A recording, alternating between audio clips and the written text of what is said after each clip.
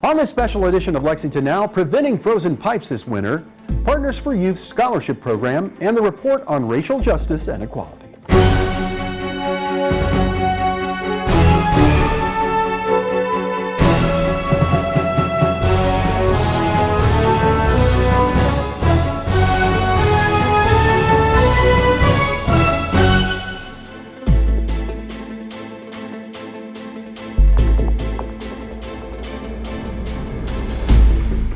I'm Neil Noah, and welcome to Lexington Now for the week of November 2nd, 2020. Like it or not, colder months are upon us, and now is the time to prepare your home's plumbing for winter. Kentucky American's Susan Lacho has some tips. Well, with fall upon us now, we know that winter weather is right around the corner, and so Kentucky American Water suggests for all of our customers that they take a few minutes this fall to go ahead and prepare their homes now for the cold temperatures that will be coming later.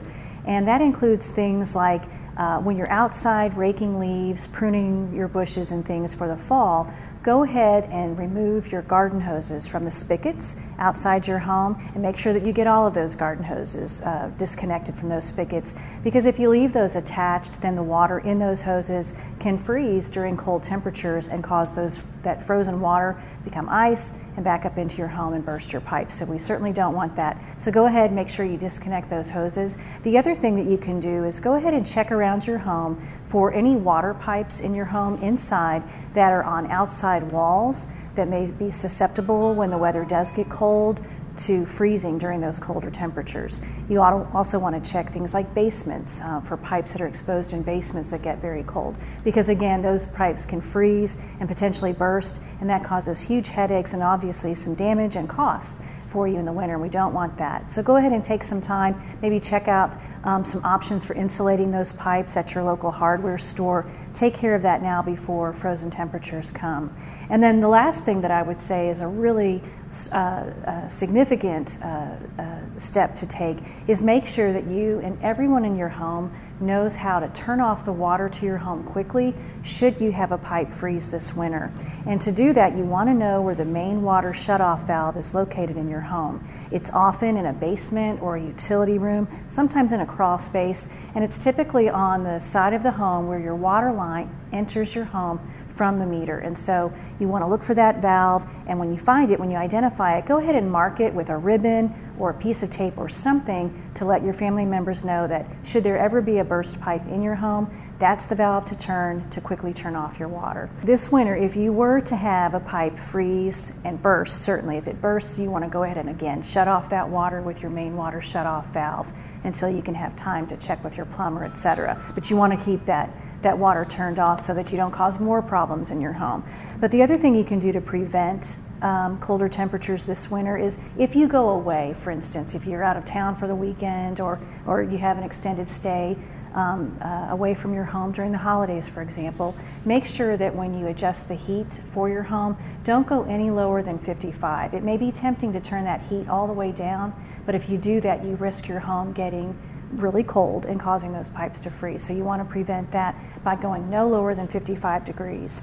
To prevent pipes as well, once cold weather does get here, prevent them from freezing, you may on certain nights when the temperatures are getting really cold, to have just a trickle of water dripping from your faucet to help that water keep moving and again prevent it from freezing. If you do have a frozen pipe, you want to, for instance, if it's under a cabinet, you want to open those cabinet doors, let the warm air of your home help to thaw those pipes out. You could take a hairdryer and blow those pipes. We don't recommend taking any kind of open flame to thaw your pipes because that can cause you other problems. But certainly sometimes it's time is what it takes. And again, if there's any indication that there's a leak that's being caused by that pipe, you want to turn your water off. Each year, Partners for Youth teams up with Toyota to offer scholarship opportunities to deserving high school seniors in the program. We introduce you to this year's recipients.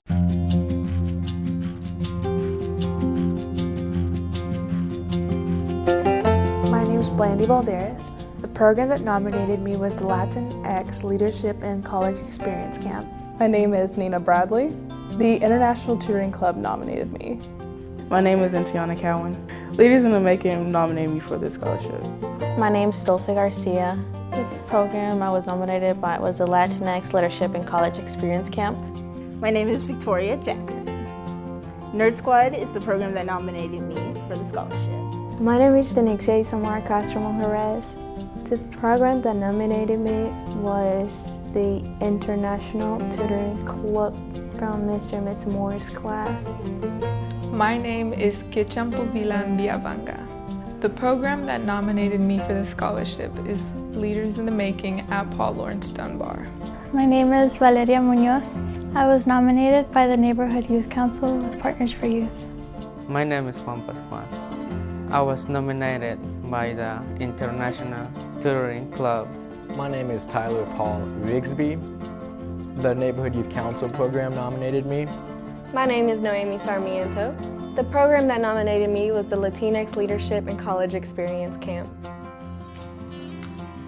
My favorite memory of the program is probably when we were eating out food in the cold, when we were all getting to know each other.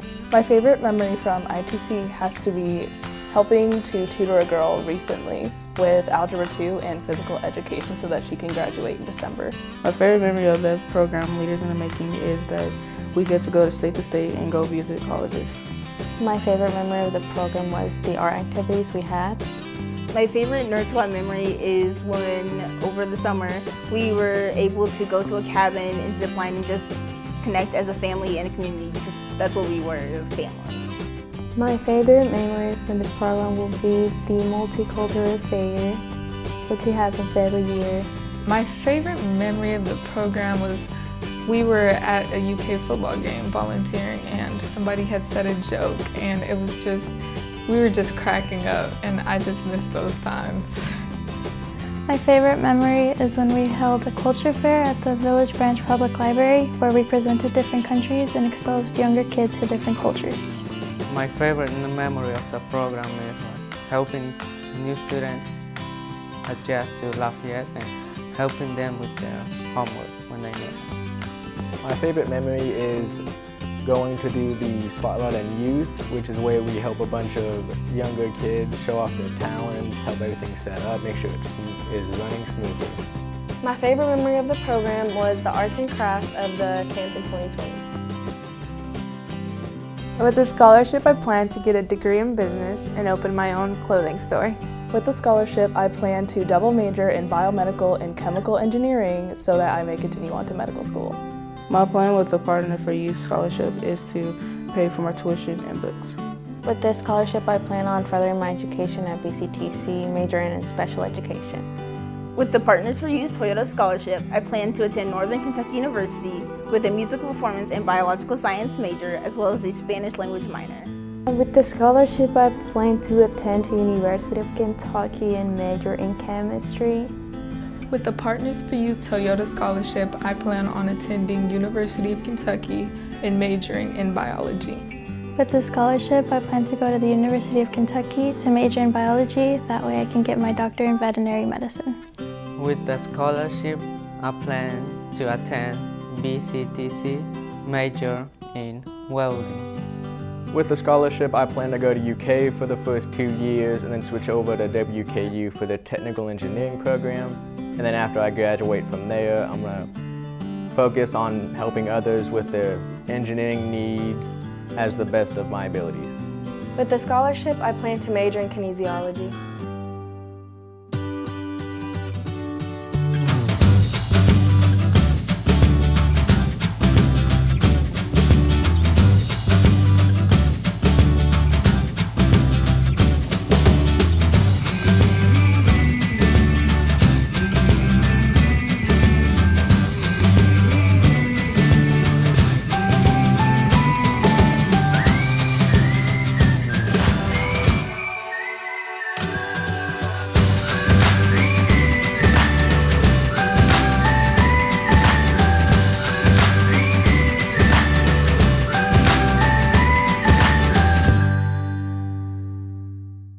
When we come back, another look at the report on racial justice and equality.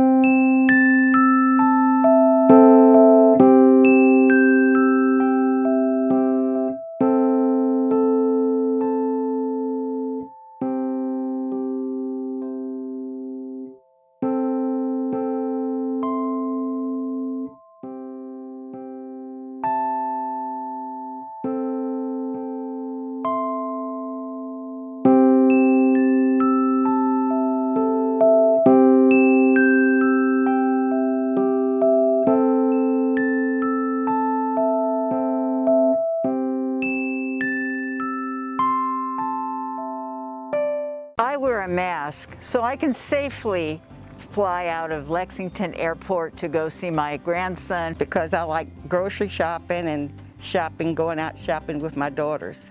So I can feel safe when I go shopping or go to the grocery. It's in memory of my husband, Bill McCann, who was a community leader, and he would have supported this cause. Help me and wear yours too. Help me and wear a mask too.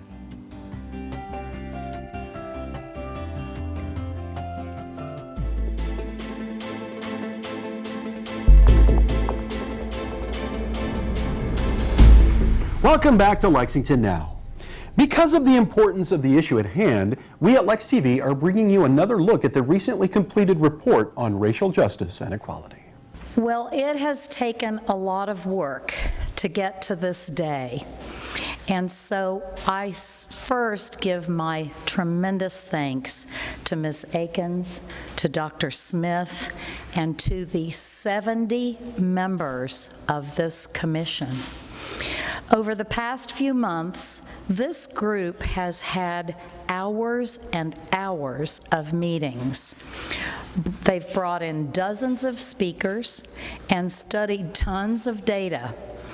They worked all summer during a global pandemic.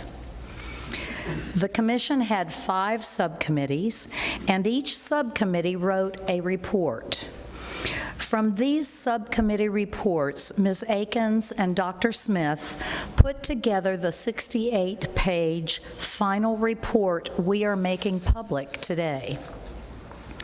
This report pulls off our city's rose-colored glasses and takes a hard look at the racism that holds us back. Given all the challenges our community is currently facing, a pandemic, an economic downturn, we could have said there are more than enough challenges on our plate. However, as mayor, I recognize there are critical moments I cannot let pass. This is that moment. This report makes 54 recommendations that touch all corners of our community, including schools, police, healthcare, courts, jobs, housing, accountability, partnerships, and more. Some recommendations require funding. Others involve a change in state law. Some are administrative, and some require council action. We know we have a lot of work ahead of us, but I have confidence in our citizens. We can make the changes we need to make to become a place where everyone feels welcome and safe, where everyone has the opportunity to get a good education and a good job. When I appointed this commission on July the 1st, I put it on a tight timetable. I thought there were things we could act on quickly, and the commission has identified several short-term goals. The commission also made more complicated recommendations that will require more work. It is clear we need a permanent voice in our city to help us keep moving forward. So my first step today is to announce I will work with the council to appoint a new permanent Commission for Racial Justice and Equality. Let me thank the mayor for this opportunity to make a difference in our community. What a joy it has been to work with Dr. Gerald Smith as we finalize this report. I I also want to commend all of the committee chairs. They have done an awesome job in helping to bring this report together. They're the ones who spent the time and the effort bringing in expertise in different areas and in bringing in speakers so that they could make an intelligent recommendation that can make a difference in our city. So we applaud all of our committee sub-chairs, and then we thank the 70 people who were a part of the commission, who gave of their time because of their love for this city. And so today you get the report, and as the mayor said, we have several recommendations in this report that we know that this is an opportunity for us to have a better Lexington. And as I said to the council today and to the mayor when we had an earlier meeting, my ultimate desire to be on this committee, and after I prayed about being the co-chair, the one thing that motivated me to do this was the fact of all the young men that are part of the BMW Academy. We have over 300 young African-American males in this program, and when I look into their eyes, I want to see a better Lexington. I want to begin by conveying my immense and blessed opportunity to serve. I'm very grateful and humbled by this privilege of working with Ms. Akins. We've known each other for years, but we've never, of course, worked in this capacity. And not only is she an extremely smart woman, but very insightful and motivating, and has a wonderful sense of humor. So again, I thank you, Sister Akins, for the opportunity to share with you as we work through this initiative. I do want to say as well how appreciative I am for all of the hard work of the committee members, to the staff of the mayor's office and others who are associated with this initiative. It has been a daunting task, to say the least. As the mayor mentioned, there are 54 recommendations. I would add that in the conclusion, we did include 3 more recommendations for the mayor and the council to consider. As we work through all of these various issues, we focused on policies and procedures and looked at the challenges and conflicts and the opportunities and the obstacles that we may encounter as we seek to move this community forward. We have learned a lot. And we hope and pray that the community will be the better for it. We now have a document that will be forever linked to the legacy of this mayor and the council. As a historian, there will be other historians who will follow me and have done what I have done in terms of contextualizing where we are at this point in time in our history. You will find in that document that there is a history that's about 6 pages long as we've looked back at Lexington from slavery all the way to the present to sort of explain why it was necessary to have a commission for racial justice and equality. Most meetings at City Hall are running virtually, and we are bringing many of these meetings to you live. Check out our website for the most accurate and up-to-date coverage of city business. We continue to keep you up to date on how the city is handling the pandemic via our official COVID-19 response site, including testing sites. Simply click on the banner at the top of our homepage. That's all for now, but as always, you can keep up with us on social media, check out the latest traffic updates on Twitter @LexRex, or catch our live traffic cams on LexingtonKY.gov. For all of us at Lex TV, I'm Neil Noah, and that's it for now.